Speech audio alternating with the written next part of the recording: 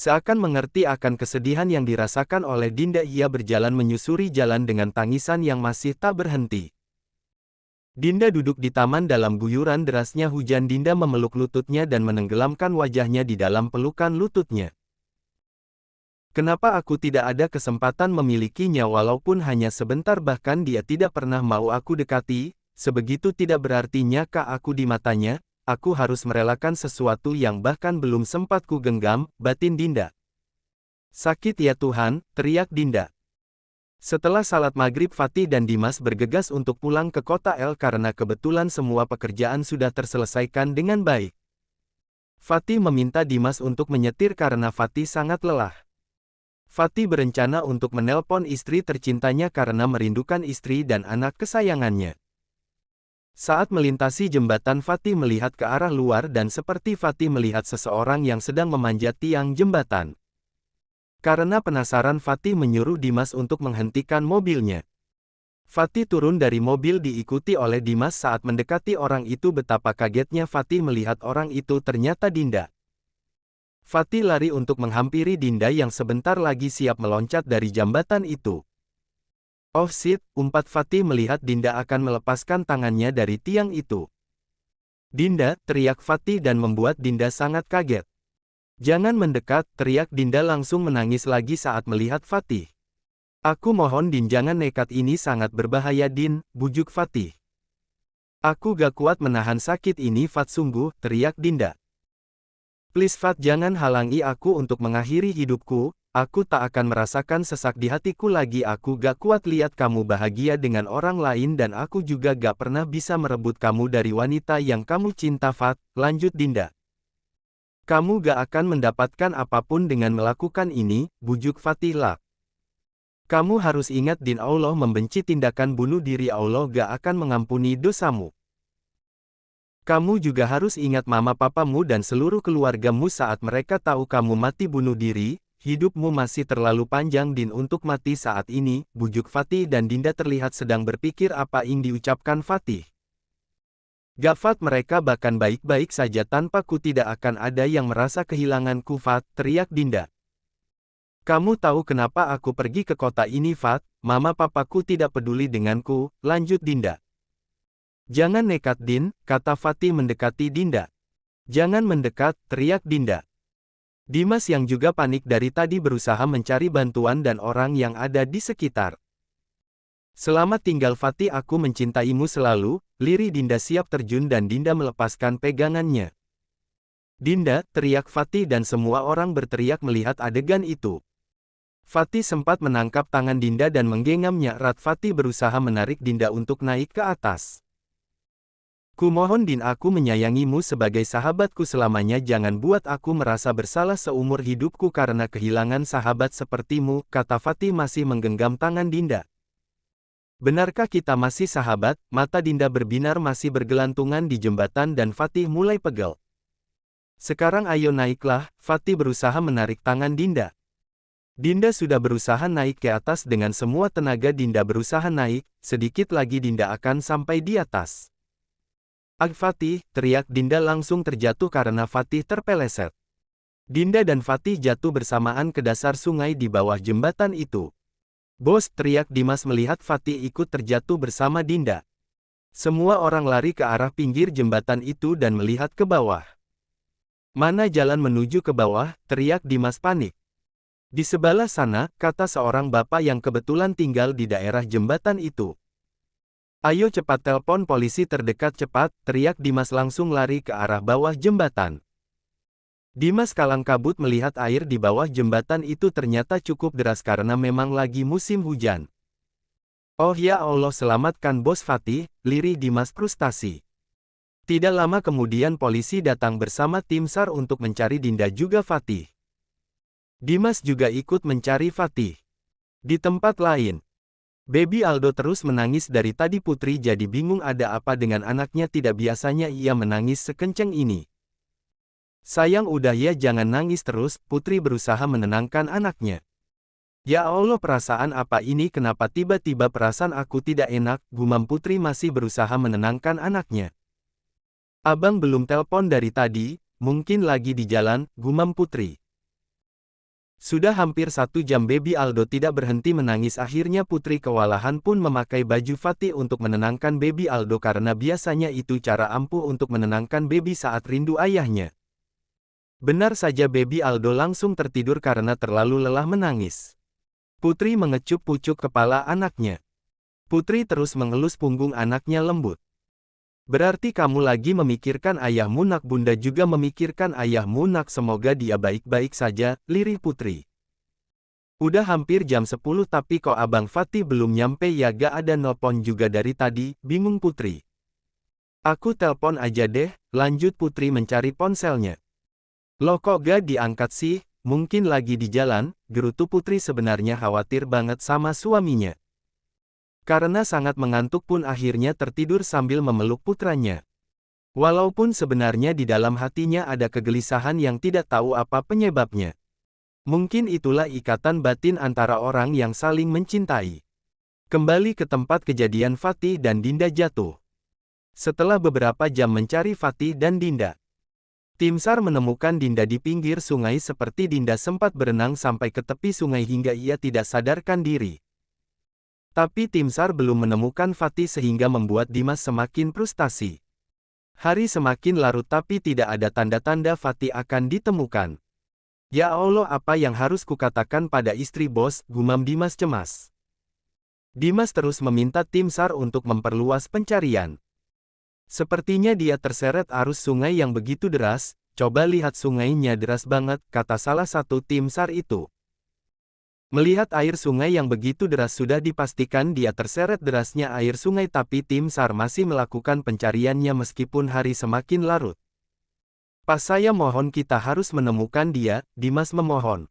Kita akan berusaha Pak, balasnya. Ya Allah, hamba mohon selamatkanlah dia, batin Dimas. Dimas dan tim SAR sudah menyusuri sungai sudah sangat jauh tapi Fatih belum juga ditemukan. Karena sudah hampir pagi, tim SAR memutuskan untuk beristirahat dan akan melanjutkannya lagi besok pagi. Seluruh sungai sudah digeledah oleh tim SAR, bersyukur Dinda ditemukan tidak sadarkan diri dengan luka yang tidak terlalu serius, dahinya terluka mungkin karena terbentur pada batu saat ia hanyut. Dinda dibawa ke rumah sakit terdekat dan sudah ditangani oleh dokter. Keadaan Dinda sudah baik-baik saja, tinggal tunggu ia sadar. Sangat disayangkan Fatih belum ditemukan, mungkin ia terseret oleh arus terlalu jauh. Dimas sangat panik bagaimana caranya ia memberitahu istri bosnya. Tapi mau tidak mau Dimas harus memberitahukan keadaan Fatih saat ini. Dimas mencoba menelpon Putri dan deringan ketiga Putri mengangkat telepon Dimas. Halo, assalamualaikum Bu Bos, salam Dimas. Waalaikumsalam Dim, kalian kok belum sampai juga? Ini udah hampir pagi loh, Abang Fatih juga aku telponin gak pernah diangkat. Kalian baik-baik aja kan? Tanya Putri beruntun. Maafkan saya Bu Bos, Bos Fatih kecelakaan, lirih Dimas dengan bibir yang bergetar. Dek, bagai ditikam ribuan belati rasanya jantung Putri. Apakah ini mimpi, pikir Putri?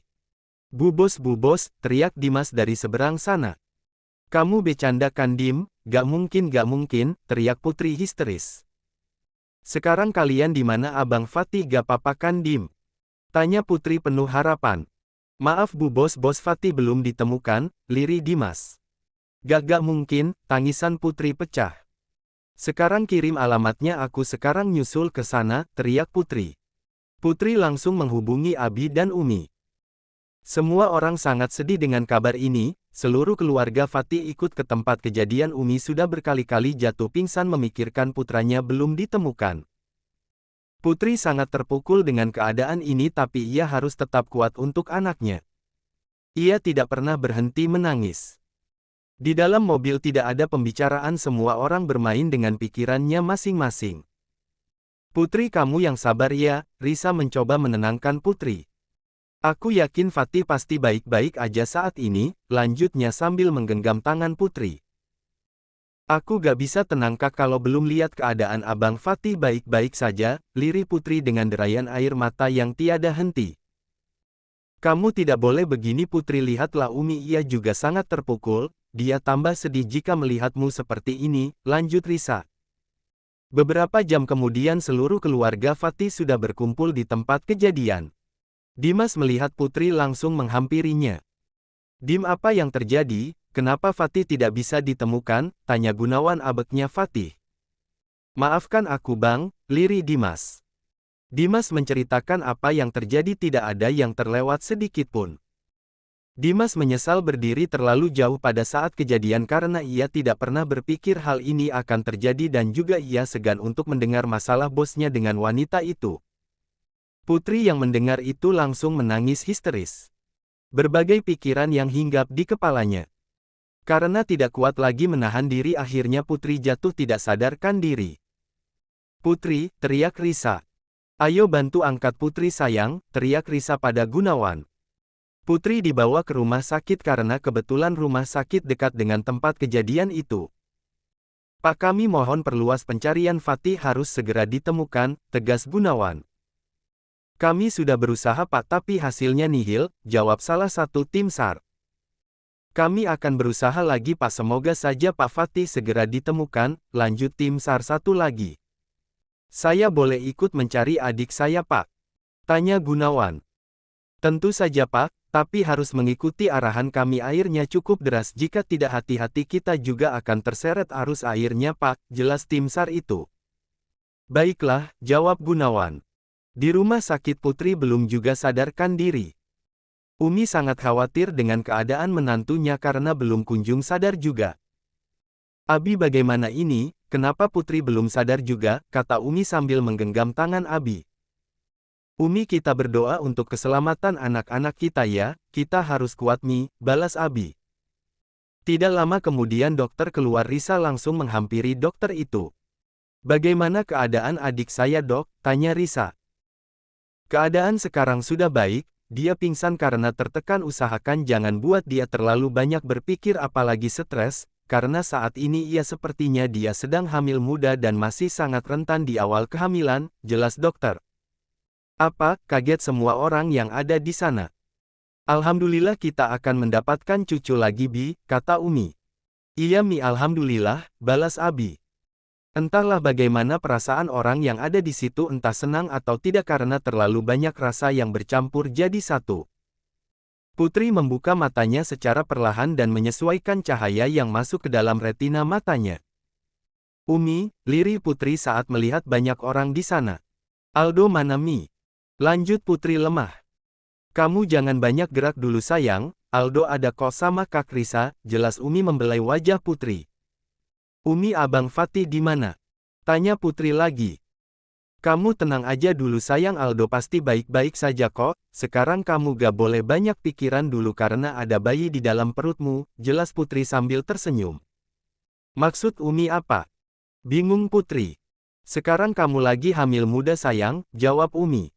"Putri hamil Umi?" tanya Putri, rasanya bahagia banget tapi juga sedih banget karena ayah dari anaknya tidak tahu entah di mana. "Iya, sekarang kamu istirahat saja dulu, Umi yakin Fatih akan segera ditemukan, dia pasti sangat bahagia mendengar kabar kalau Dai sebentar lagi akan punya bayi lagi," kata Umi lagi. "Kata dokter kandungan kamu cukup lemah, kamu gak boleh stres karena bisa berakibat pada janinmu sayang," kata Umi sambil membetulkan selimut Putri.